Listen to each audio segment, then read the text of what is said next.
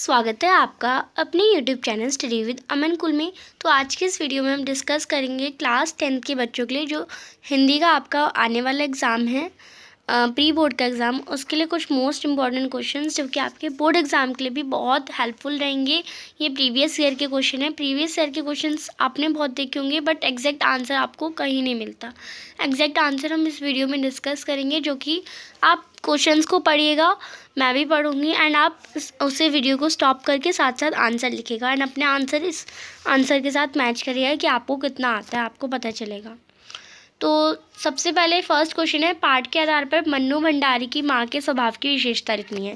पहला क्वेश्चन मिल गया हमें, तो आप लिखेंगे लेखिका मन्नू भंडारी की माँ का स्वभाव पिता से एकदम विपरीत था।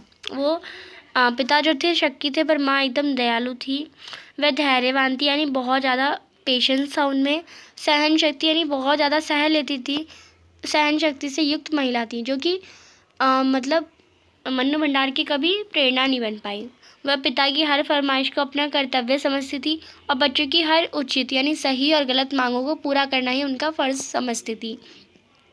वो पढ़ी लिखी नहीं थी, उनका अशिक्षित थी। माँ का त्याग असहाय मजबूरी से लिपटी हुई थी और पिता की हर जाति को प्राप्य, यानी पिता मतलब अगर उन्हें मारते भी थे ना, तो वो अपना कर्म समझ के कि ये तो मेरे कर्म में लिखा है, ये मानकर स्वीकार कर लेती थी। नेक्स्ट, नेताजी का चश्मा पाठ का संदेश क्या देता है? पाठ का संदेश क्या है आप लिखना है। तो पाठ का संदेश आपको लिखना है, आप लिखेंगे नेताजी का चश्मा पाठ में देशभक्ति की भावना भावुक और सामान्य रूप में दिखाई देती है। कैप्टन चश्मे वाले की मूर्ति पर चश्मा लगाना, उसकी मृत्यु के बाद बच्चों द्वारा हाथ से बनाया सरकंडे का चश्मा लगाना हमें ये संदेश देता है कि हर व्यक्ति को अपने देश के लिए अपने सामर्थ्य के अनुसार व समर्पण की भावना के साथ योगदान देना चाहिए।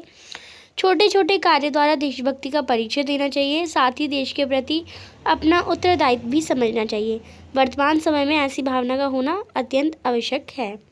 तीसरा प्रश्न है, लेखिका, ये वाला आपका नहीं आ रहा है, लेखिका ने बिस्मिल्लाह खान को वास्तविक अर्थों में सच्चा इंसान क्यों माना है?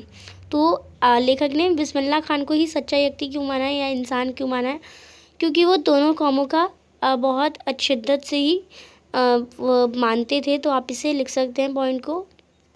तो आप लिखेंगे बिस्मिल्लाह खान का जीवन सादगी और उच्च विचारों से परिपूर्ण था। एक तरफ वह सच्चे मुसलमान की तरफ पांचों वक्त की नमाज अदा करते थे, दूसरी तरफ काशी की परंपरा को निभाते हुए बालाजी यानी हनुमान जी के मंदिर में भी वो शनाई करते थे। अब आप सोचेंगे एक मुसलमान होते हुए वो मंदिर में वादन करते थे, तो यस, यही उनके सच्चे जीवन की सादगी का उदाहरण है। गंगा को गंगा मैया कहकर पुकारते थे। अथक परिश्रम करते हुए सम्मानित होकर भी उन्हें घमंड नहीं था। सभा की भावना का सम्मान करना, प्रेम, परोपकार आदि गुणों से सराबोर होकर सादा व सरल जीवन जीते थे। हिंदू मुस्लिम की एकता का प्रतीक बनकर खुदा से बस सच्चा सुर मांगते थे। इन्हीं कारणों से कहा जाता है कि वास्तविक अर्थों में वह सच्चे इंसान थे। नेक्स्ट हम क्वेश्चन एक देखेंगे, जो कि मैंने स्किप कर दिया गलती से। लखनवी अंदाज के पात्र नवाब साहब के व्यवहार पर अपना विचार लिखिए। तो मैंने आपको उसमें भी बताया था लास्ट मिनट टिप्स में कि आपको किसी भी कैरेक्टर की व्यक्तित्व की चित्रण आ सकता है, तो हर एक कैरेक्टर को आपको अच्छे से स्टडी करना है कि उसका व्यक्तित्व कैसा था। नवाब साहब कैसे थे? नवाब साहब अपना नवाबी ज़्यादा दिखाते थे और वो दिखावे की प्रवृत्ति रखते थे। तो ये सब हम लिख सकते हैं उनके कैरेक्टर में। तो नवाब साहब के व्यवहार में तहजीब, नज़ाकत और दिखावेपन की प्रवृत्ति झलकती है। वह सामंती समाज के प्रतीक थे तथा उनमें नवाबी अकड़ भरी हुई थी। वह स्वयं को दूसरों से अधिक शिष्ट व शालीन दिखाना चाहते थे। खीरे की गंध को ग्रहण कर स्वाद का आनंद लेकर बाहर फेंक देना हास्यास्पद लगता है, यानी बहुत बुरा लगता है। वह अपनी खानदानी नवाबी और दिखावटी जीवन शैली द्वारा स्वयं को गर्वित महसूस करते थे। नेक्स्ट क्वेश्चन अब आप यहाँ से करेंगे।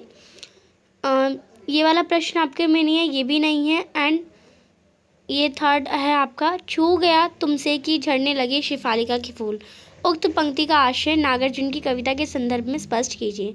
तो आप लिखेंगे जो कविता हमें दिया गया है उस पंक्ति में कवि नागार्जुन ने ये भाव दर्शाया कि शिशु का जो प्रेम है, प्रेम रूपी स्पर्श, यानी जो प्रेम से छूता है ना, तो इतना कोमल और हृदय स्पर्शी होता है कि बांस और बबूल जैसे कठोर और कांटेदार पेड़ों से भी शेफालिका के फूल बरसने लगते हैं। यानी बांस और बबूल में कभी पेड़ नहीं उग सकते ना, तो उसमें भी ऐसे कोमल कोमल से शेफालिका के फूल जो हैं बरसने लगे, यानी कठोर व्यक्ति का हृदय भी कोमल हो जाए। नेक्स्ट है, स्मृति को पाथ्य बनाने से जयशंकर प्रसाद का क्या आशय? तो आप यहाँ से लिखेंगे, स्मृति को पाथ्य बनाने में कवि का आशय जीवन मार्ग से क्योंकि प्रेरणा है से है। कवि ने जो सुख का स्वप्न देखा था वह उसे कभी प्राप्त नहीं हुआ, इसलिए कवि स्वयं को जीवन यात्रा से थका हुआ मानता है। जिस प्रकार पाथ्य यात्री में यात्री को सहारा देता है, आगे बढ़ने की प्रेरणा देता है, ठीक उसी प्रकार स्वप्न में देखे हुए किंचित सुख की स्मृति भी कवि को जीवन मार्ग में आगे बढ़ने का सहारा देती है। नेक्स्ट है, परशुराम को लक्ष्मण ने वीर योद्धा के क्या लक्षण बताए? यानी परशुराम जी ने लक्ष्मण को क्या क्या वीर योद्धा के लक्षण बताए वो आपको बताना है, क्योंकि लक्ष्मण कह रहे थे ना हम वीर योद्धा हैं, तो क्या क्या लक्षण होते हैं वो बताइए आप ही। तो आप लिखेंगे यहाँ से, लक्ष्मण ने परशुराम को वीर योद्धा की विशेषता बताते हुए कहा कि शूरवीर रण क्षेत्र में शत्रु के समक्ष पराक्रम दिखाते हैं, ना कि वीरता का बखान करते हैं। यानी लक्ष्मण ने कहा परशुराम को कि जो असली वीर होते हैं ना वो बोलते नहीं हैं, वो करके दिखाते हैं। शूरवीर ब्राह्मण, देवता, गाय और हरि भक्त पर भी अपनी वीरता नहीं दिखाते। यानी जो शूरवीर होते हैं वो ब्राह्मण को, देवताओं को, गाय को और जो श्री कृष्ण के भक्त होते हैं हरि भक्त, यानी उन पर अपनी वीरता नहीं दिखाते। वह बातों की जगह युद्ध में प्रताप दिखाते हैं, यानी वो इतना बोलते नहीं हैं इन्हें, क्योंकि इन्हें मारने पर पाप लगता है, और इन्हें मारने पर पाप लगता है ये वो समझाते हैं। नेक्स्ट है, साना साना हाथ जोड़ी के आधार पर आपको बताना है पाठ है कि देश की सीमा पर सैनिक किस प्रकार की कठिनाइयों से जूझते हैं, उनके प्रति भारतीय युवकों का क्या उत्तरदायित्व होना चाहिए वो आपको लिखना है। और ये एक इम्पॉर्टेंट क्वेश्चन है, जो मैं करा रही हूँ सभी इम्पॉर्टेंट है, बट ये आने के चांसेस बहुत हो जाते हैं, तो आप इन्हें कर लीजिएगा। देश की सीमा पर सैनिक प्रकृति के भयावह प्रकोप का सामना करते हैं, जो जनजन संभालने के लिए कठिन है, यानी जो आम लोगों के लिए बहुत कठिन होता है। वह जाड़ों यानी ठंड में भी, अब जब तापमान जो है वो शून्य से कभी कम चला जाता है, तब भी सीमा में डटे रहकर देश की रक्षा करते हैं। तपते रेगिस्तान यानी बहुत गर्मी में भी धूल आंधियों से भरे तूफानों में रहकर भी कठिनाइयों से जूझते हैं। कभी कभी भूखे प्यासे रहकर शत्रुओं से सामना करते हैं और आवश्यकता पड़ने पर शहीद भी हो जाते हैं, यानी मर जाते हैं।